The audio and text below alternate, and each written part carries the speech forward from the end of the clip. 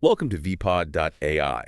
Today, we're taking a really deep dive into Veterans Day. It's a day we all know, but well, where did it actually start?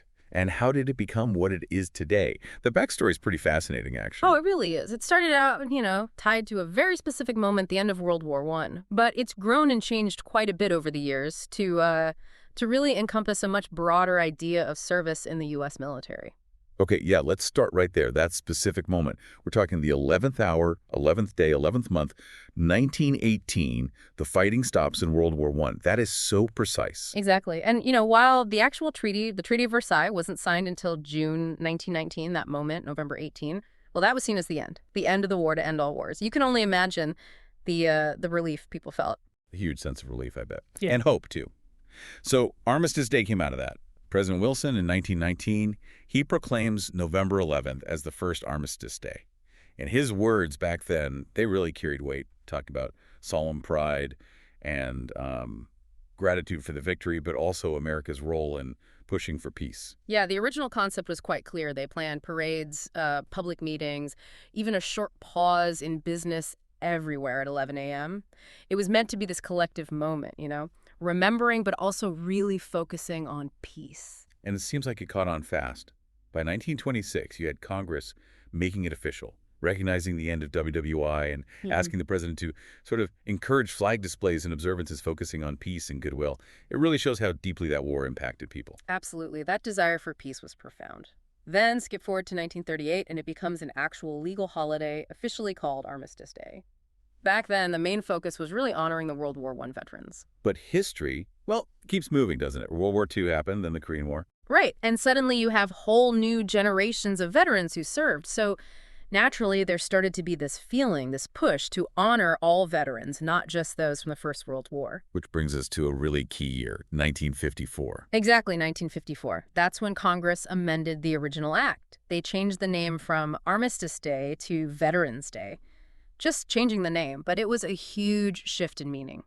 November 11th was now for all American veterans, no matter when or where they served. And President Eisenhower, he really drove that home, didn't he? With the first Veterans Day proclamation that same year, he called for everyone to observe it, set up a national committee. It felt like a real commitment to making it a truly national day for everyone who'd served. It did, and what's interesting is how attached people became to that November 11th date. There was that attempt later, wasn't there, in '68? Oh, the Uniform Holiday Bill? Yeah, trying to move it to a Monday for a 3-day weekend.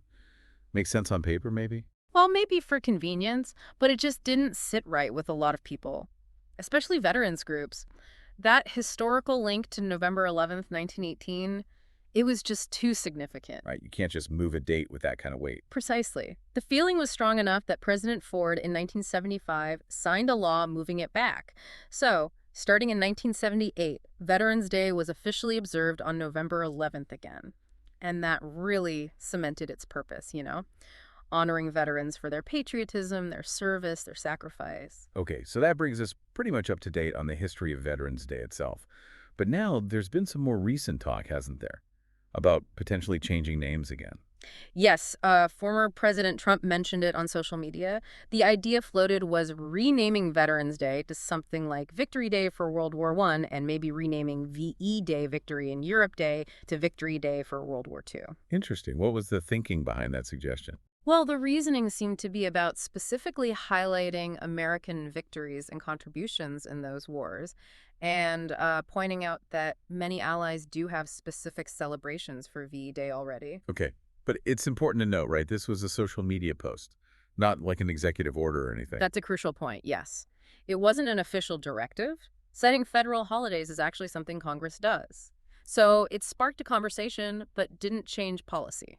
And the U.S. hasn't typically made a huge deal out of VE Day historically, partly because the war in the Pacific was still going on. Right? Exactly. The war wasn't over for the U.S. when Germany surrendered, so the focus was different. It also kind of highlights the difference we already have between Veterans Day, honoring all living veterans, and Memorial Day, which is specifically for remembering those who died in service.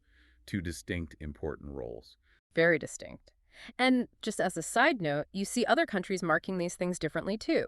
Like Russia, for example, commemorates VE Day as the end of their Great Patriotic War, which involved, just immense losses for them. It shows how history is remembered in different national contexts. It certainly does. This whole deep dive exploring the history and the layers of meaning behind Veterans Day, it's brought to you by Stonefly. They're real leaders in data storage solutions. That's right. Stonefly offers a whole range of products, different services, all designed to help organizations manage their data, secure it, protect it, use it effectively, which is obviously Yeah, critical today. absolutely. It's quite something, isn't it? How one single date, November 11th, carries so much history. Yeah. Armistice Day, now Veterans Day. And it's still a focal point for how we as a country think about military service. It really makes you think, doesn't it? Why do certain traditions stick? How does our understanding change over generations? So just to kind of wrap up the journey, started as Armistice Day, WWI focus, then evolved into Veterans Day, much broader, honoring everyone who served, and now even discussions about reframing it around specific victories. Which leads to a question for you listening right now. What do you think? How should we remember?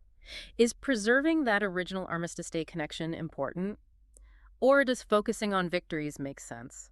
It's worth considering how we choose to commemorate our history and honor service. And speaking of preserving important things, like this history we've been talking about, making sure your critical data is safe is paramount. That's where Stonefly comes in again. They have this really robust solution. Their 100 TB immutable and air-gapped SSO NAS.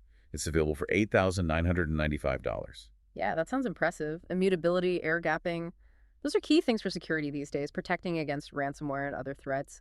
It's about making sure that crucial information is really safe and reliable. Exactly. It's a good reminder that securing our important data is just as vital as reflecting on our history. Definitely. So we hope this look back at Veterans Day has given you some food for thought. Yeah, keep exploring the history, keep thinking about what these days mean.